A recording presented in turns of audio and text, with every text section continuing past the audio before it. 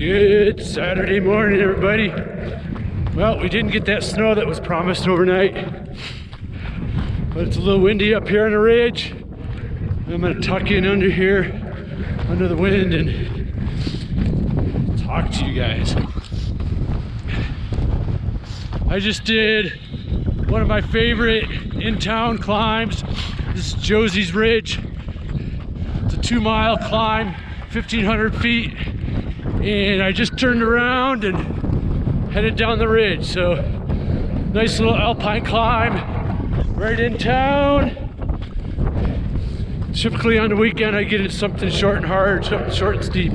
So we're gonna get out of the wind up here and talk. Let's see, we'll go around here. Maybe one more. Woo! Yeah, here we go. Down there's home, and down there's town, like I said, the Tetons. And so like I said in the last video yesterday, we were supposed to get a lot of snow, and it's still coming, but we didn't get it overnight, so it's actually pleasant weather for a nice run. Anyways, everywhere I go, everywhere I speak, at least one person, gotta get all that stuff out of my mouth. At least one person I always talk to will always use a qualifier, but I'm not competitive. And I think that's their way of keeping themselves and their way of telling me that I might not be a great runner that maybe I'm used to coaching, or it's just their way of keeping themselves safe. And just kind of want to talk about that and how I think people who consider themselves not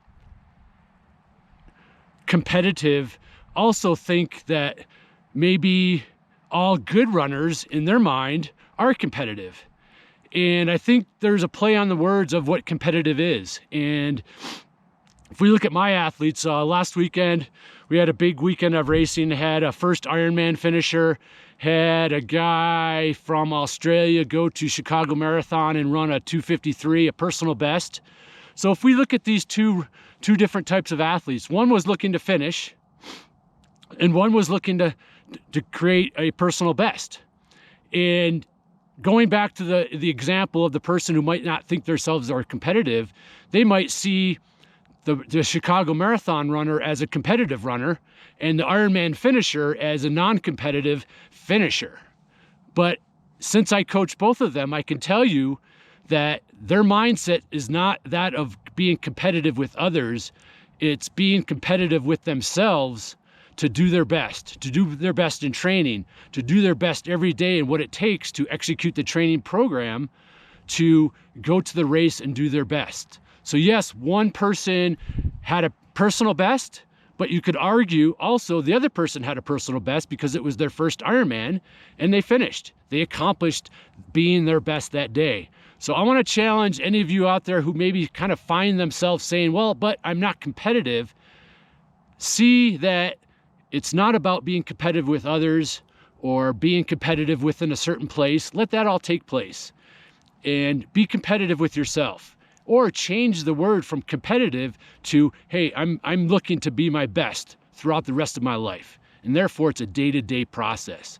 And we always think about, or we hear, hey, it's all about the journey. Well, for both of my athletes last weekend, it was about the journey, because when they crossed that finish line and they accomplished what they set out to do, yes, they had a great satisfaction of how they executed the race and how they performed in a race.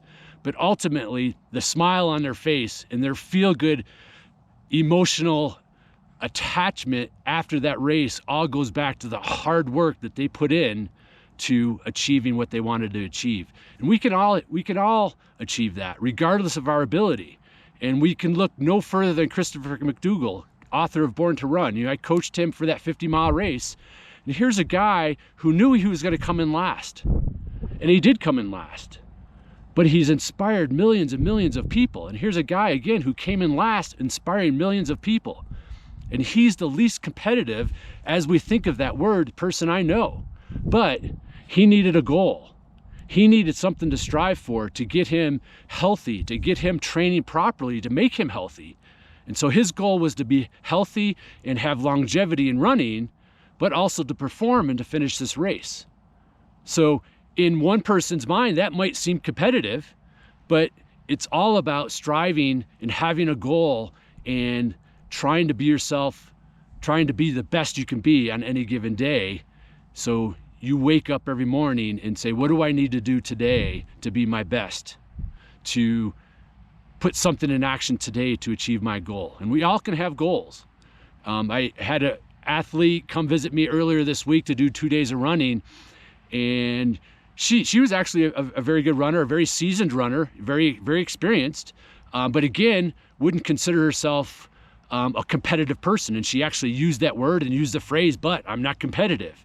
And she asked me, well, what type of people do I coach? Am I always coaching elite athletes? And I say, well, yes, I have elite athletes, but I also coach what you might consider the everyday runner, or someone who is just looking to achieve a goal in a race. But what's always the common denominator that I have within my athletes is not the ability, but they have to have a goal. They have to have a reason to wake up every morning and to be the best they can be. So watch yourself, see if you use that phrase, but I'm not competitive, see what that means to you, but also see how you're teaching others to think of you in a certain way. So maybe change that phrase, find a goal for 2020, and let's rock it in the next new year. Let's go. Down the hill. All right. I'll see you next time on the ridge.